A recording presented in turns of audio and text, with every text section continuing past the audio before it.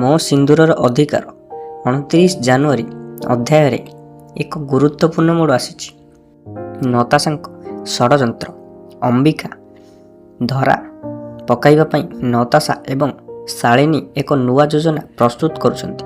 ନତାଶା ଅତ୍ୟନ୍ତ କ୍ରୋଧିତ ଅଛନ୍ତି କାରଣ ଅମ୍ବିକା ତାଙ୍କୁ ଅଫିସରୁ ବାହାର କରିଦେଇଛନ୍ତି। ଆଦିତ୍ୟଙ୍କ ସମର୍ଥନ।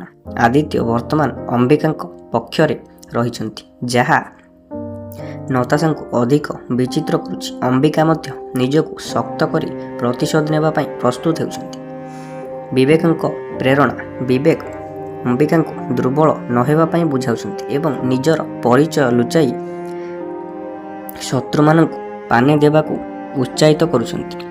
ଆଗାମୀ ମୋଡ଼। ଏପିସୋଡର ଶେଷ ଭାଗରେ ସୂଚନା ମିଳୁଛି ଯେ ନତାଶାଙ୍କ କଳା କାରନାମା ଖୁବ୍ ଶୀଘ୍ର ଆଦିତ୍ୟଙ୍କ ସାମ୍ନାକୁ ଆସିପାରେ, ଯାହାକୁ ନେଇ ନତାଶା ଭୟଭୀତ ଅଛନ୍ତି।